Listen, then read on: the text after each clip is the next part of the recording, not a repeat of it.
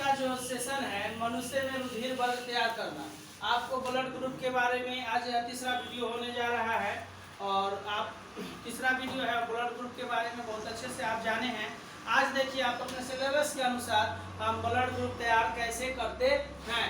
तो blood group तैयार करने के लिए एलील जिम्मेवार होते हैं। कौन जिम्मेवार होते हैं? एलील। एलील को बोला जाता है IA, IB, IO। यहाँ पर हमने लिखा है किसी मनुष्य में रुधिर वर्ग तैयार करने के लिए यानी ब्लड ग्रुप तैयार करने के लिए 3 एलील IA, IB, IO जिम्मेवार होते हैं। लेकिन तीनों एलील में से कोई 2 एलील मतलब एक ब्लड ग्रुप बनाने के लिए तैयार होते हैं। कंपलसरी कितना है? 2।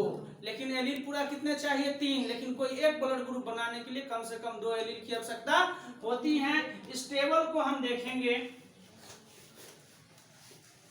टेबल आप देखिए क्या है, इसको हम लिखते हैं जीनोटाइपिक समजीनी एलील IA, IO।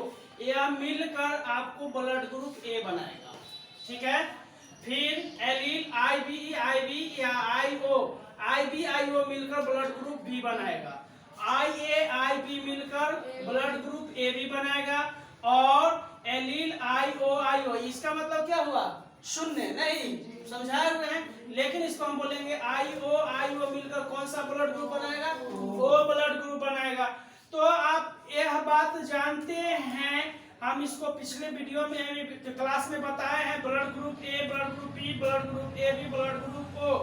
जिसमें एंटीजन A होगा, जिसमें जैसा एंटीजन होगा वैसा ब्लड ग्रुप बनेगा। नहीं तो ब्लड ग्रुप A में कौन सा एंटीजन होगा?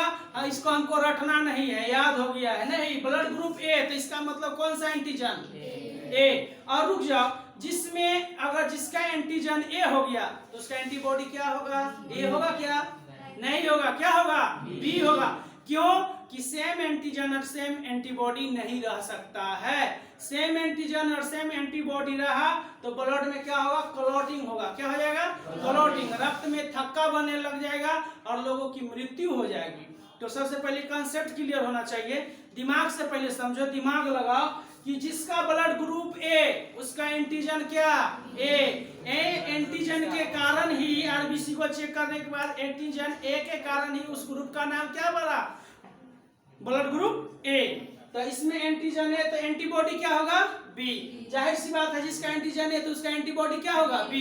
क्योंकि सेम एंटीजन और सेम एंटीबॉडी नहीं होता है। आप ब्लड ग्रुप B, तो B कहने का मतलब क्या होगा? इसमें क्या होगा? Antigen B, antibody A। ठीक है। तो ब्लड ग्रुप A भी, तो इसमें क्या होगा? Antigen AB।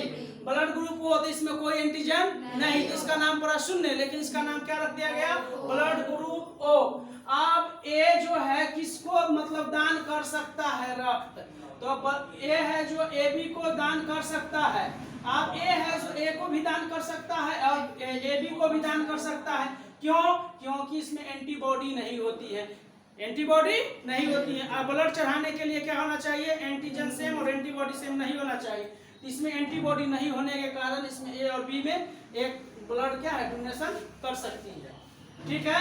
फिर ब्लड ग्रुप B किसको दे सकता है? तो ब्लड ग्रुप खुद को दे सकता है, खुद के ग्रुप को ब्लड दे सकता है। और किसको दे सकता है?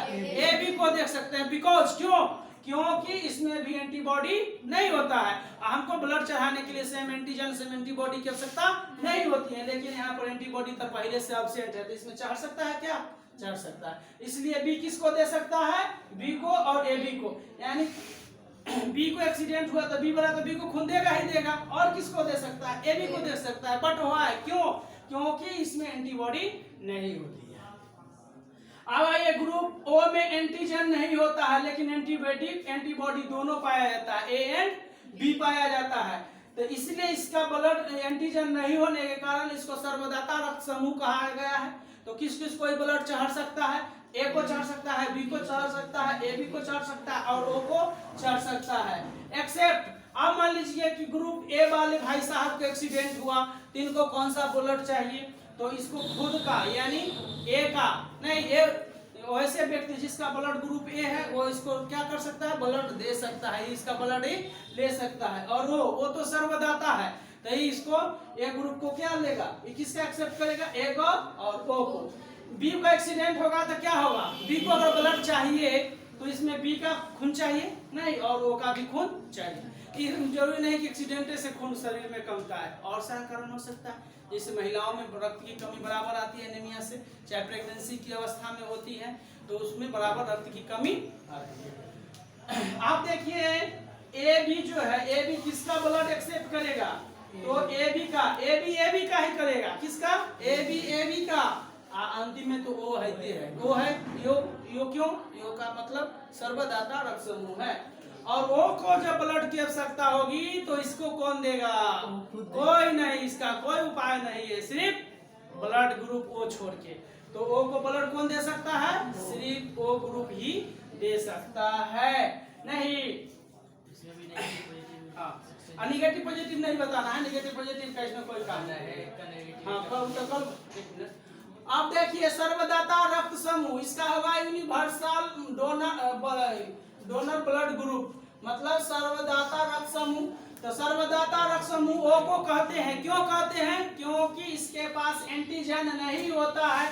तो एंटीजन नहीं हुआ तो एगो प्रॉब्लम क्यों, तो सिर्फ एंटीबॉडी होगा, तो सेम एंटीजन सेम एंटीबॉडी नहीं हुआ, तो इसीलिए इसको इस ब्लड को किसी भी व्यक्ति में हम चढ़ा सकते हैं। एक इम्पोर्टेंट बात यहाँ पर लिखे है, रुधिर आधान ब्लड ट्रांसफ्यूजन में एक समान एंटीजन या एक समान एंटीबॉडी वाला रक्त को नहीं चढ़ाया जाता है, और ब्लड ग्रुप ए में एंटीजन होता ही नहीं है, इसलिए इसे सर्वदाता रक्त समूह कहते हैं। इसको किसी भी मानव में चढ़ाया जा सकता है या चढ़ाया जाता है। पूरा क्लियर हो गया कि ब्लड ग्रुप ओ को सर्वदाता रक्त समूह क्यों कहते हैं, ठीक है। तो इसके लिए पूरा क्लियर हो गया कि क्यों होता है, ठीक है। अब आइए सर्वप्राप्त कर्ता रक्त समूह कौन है, तो सर्वप्राप्त कर्ता रक्त समूह ए बी को कहते हैं। क्यों कहते हैं, क्योंकि इसमें कोई एंटीबॉडी नहीं पाया जाता है। इसमें एंटीबॉडी नहीं पाया जाता है तो ये क्या करेगा, इस सब से रक्त लेगा, कलेक्ट कर लेगा, लेकिन इसमें चढ़ाया जा सकता है, लेकिन वो में वैसा कंडीशन नहीं हुआ है, वो सबको देता है। अब देखिए रुधिर वर्ग ए बी वाले मनुष्य जिसका ब्लड ग्रुप ए बी है, उसमें क्या कंडीशन हो सकता है, तो देखिए रुधिर वर्ग ए बी वाले मनुष्य में दोनों प्रकार के एंटीजन पाया जाता है। क्या होता है, दोनों प्रकार के एंटीजन पाया जाता है, इसीलिए इस रुधिर वर्ग वाले मनुष्य का रक्त किसी दूसरे मनुष्य में नहीं चढ़ा सकते हैं, क्योंकि इसमें ए बी का देखिए, इसमें क्या है, एंटीजन पाया जाता है। अब एंटीजन पाया जाता है, उसके बाद इसमें भी एंटीजन है, इसमें भी एंटीजन है, और इसमें भी एंटीजन है। तो अगर इसका ब्लड किसी मनुष्य में चढ़ा दिए तो क्या होगा, एंटीजन और एंटीबॉडी क्या हो जाएगा, सेम हो जाने के कारण मनुष्य में क्या हो जाएगा, क्लॉटिंग हो जाएगा, ब्लड जम जाएगा, मनुष्य की मृत्यु हो जाएगी। इसीलिए ए बी जो है इसका ब्लड नहीं चढ़ाया जाता है, सबको नहीं चढ़ाया जाता है। ए बी वाला ब्लड किसको चढ़ाया जाता है, देखिए सिर्फ ए बी को चढ़ाया जाता है, किसको चढ़ाया जाता है, ए बी को ही चढ़ाया जाता है। थोड़ा सा इसको देखते हैं,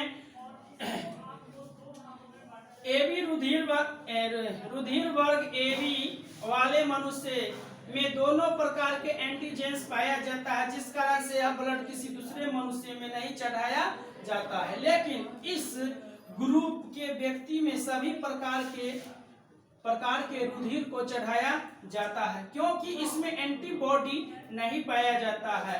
यदि सेम एंटीजन और सेम एंटीबॉडी का रक्त किसी मनुष्य को चढ़ा दिया जाए तो रक्त का थक्का बन जाएगा और लोगों की मृत्यु हो जाएगी।